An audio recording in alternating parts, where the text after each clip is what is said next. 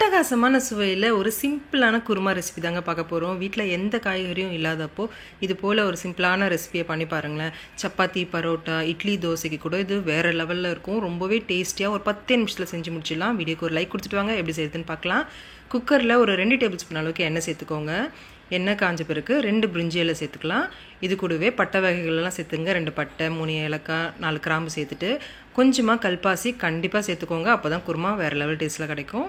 இப்போ இது நல்லா கலந்து விட்டுட்டு 2 பெரிய சைஸ் வெங்காயத்தை இது போல் நீளமாக மெல்லிசாக நறுக்கி சேர்த்துக்கோங்க.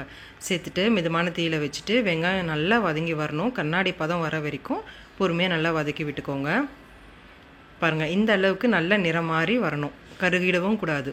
அந்த அளவுக்கு வதக்கி விட்டுக்கலாம். இப்போ ஒரு டீஸ்பூன் அளவுக்கு இஞ்சி பூண்டு விழுது சேர்த்துட்டு அதோட பச்சை வாசனை போகிற வரைக்கும் நல்லா கலந்து விட்டுக்கோங்க. ஒரு 10 நிமிஷத்தை இந்த ரெசிபி செஞ்சு முடிச்சிடலாங்க. அவ்வளோ குயிக்கான ரெசிபி இது.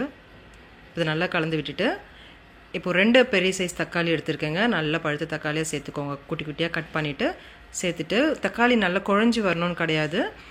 2-3 நிமிஷத்துக்கு இது மிதமான தீயில வதக்கி விட்டிங்கனாலே போதுமானது. அடுத்ததாக கொஞ்சமாக கருவேப்பிலை சேர்த்துட்டு அதையும் கலந்து விட்டுக்கோங்க. இப்போது 1/2 டீஸ்பூன் அளவுக்கு உப்பு சேர்த்துருக்கேன். தேவைப்பட்டுச்சுன்னா கடைசியாக கூட நீங்கள் எக்ஸ்ட்ராவாக சேர்த்துக்கலாம். இப்போ நல்லா இதை கலந்து விட்டுக்கோங்க. இப்போ ஒரு மிக்ஸி ஜாரில் 1/2 கப் அளவுக்கு துருவிய தேங்காய் சேர்த்துருக்கேன்.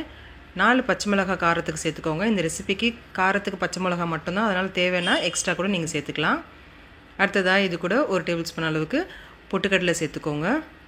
ஒரு 7 முந்திரி சேர்த்துருக்கேன். 1/2 டீஸ்பூன் அளவுக்கு சோம்பு, 1/2 டீஸ்பூன் அளவுக்கு கசகசா சேர்த்துட்டு ஒரு 1/4 கப் அளவுக்கு தண்ணி சேர்த்து நல்லா மையாக அரைச்சி எடுத்துக்கோங்க.